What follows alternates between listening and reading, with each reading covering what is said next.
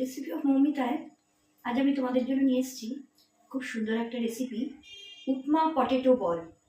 তাহলে চলো শুরু করা যাক আজকের রেসিপি। বন্ধুরা, আমার আজকের রেসিপির জন্য যা যা লাগবে সেগুলো আগে তোমাদের আমি দেখিয়ে দিই। লাগবে সুজি, এখানে আমি 200 গ্রাম সুজি নিয়েছি, এটা একটা 200 গ্রামের মেজারমেন্ট কাপ।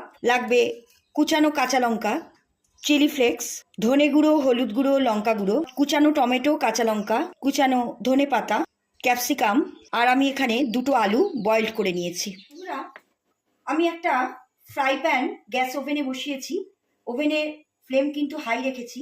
এর ভেতর আমি যে সুজিটা নিয়েছিলাম 200 গ্রাম, সেই সুজিটা দিয়ে দেব, আর দেব চিলি ফ্লেক্স, আর দেবো একটু ধনে পাতা, আর নুনটা তোমরা তোমাদের আন্দাজ মতো দেবে।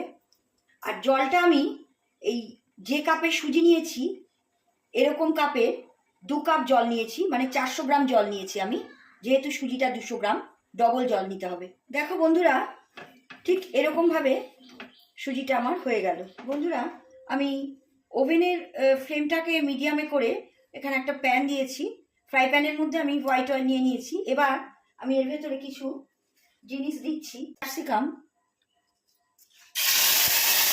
দিচ্ছি, আমি কুচানো টমেটো, ধনে গুঁড়ো, হলুদ গুঁড়ো, লঙ্কা গুঁড়ো, দেবো একটু ধনে পাতা, দিচ্ছি কুচানো কাঁচা লঙ্কা, দিচ্ছি নুনটা তোমরা তোমাদের আন্দাজ মতো দেবে। এগুলো দিয়ে আমি একটু নাড়বো।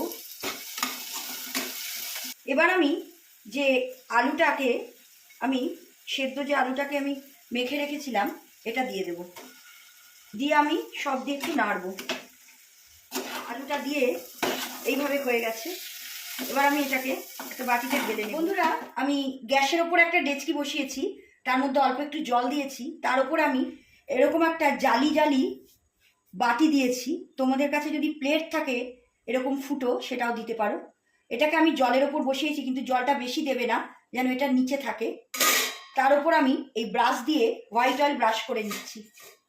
দেখো বন্ধুরা, আমি যে সুজিটা চিলি ফ্লেক্স আর ধনে পাতা দিয়ে করে নিয়েছিলাম, তার থেকে এবার এরমভাবে তুলতে হবে তোমাদের। হাতে তোমরা কিন্তু একটু তেল লাগিয়ে নেবে, তাহলে হাতে লাগবে না।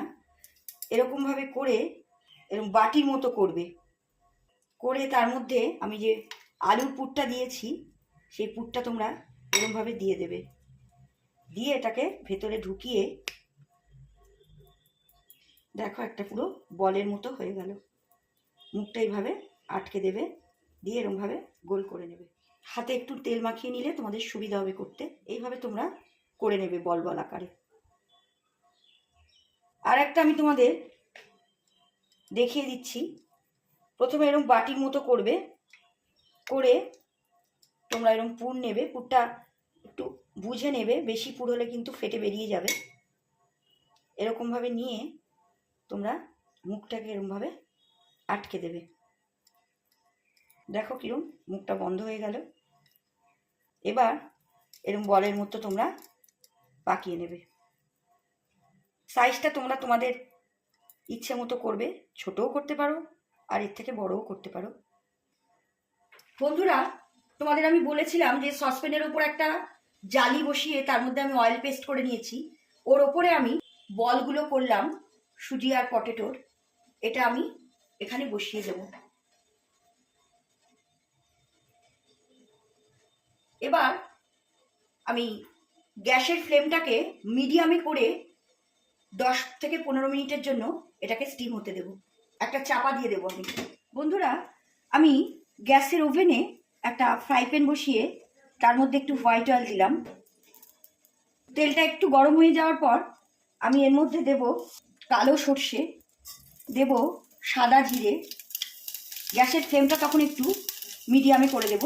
দিচ্ছি কুচানো ধনে পাতা, দেব একটু লাল লঙ্কার গুঁড়ো, দেবো হালকা করে একটু নুনটা তোমরা তোমাদের আন্দাজ মতো দেবে। সব দিয়ে আমি এটাকে একটু নেড়ে নেব। বন্ধুরা, আমি 15 মিনিটের জন্য এটাকে স্টিমে দিয়েছিলাম, এগুলো হয়ে গেছে। এবার আমি গ্যাসের ফ্লেমটা অফ করে দেব। বন্ধুরা দেখো, আমি এইভাবে বলগুলো সব করে নিয়েছি। আমি যে ধনে পাতা, টমেটো, সর্ষে, গোটা জিরে দিয়ে যেটা করেছিলাম, এর মধ্যে এই বলগুলো এবার আমি একটা একটা করে দিয়ে দেবো।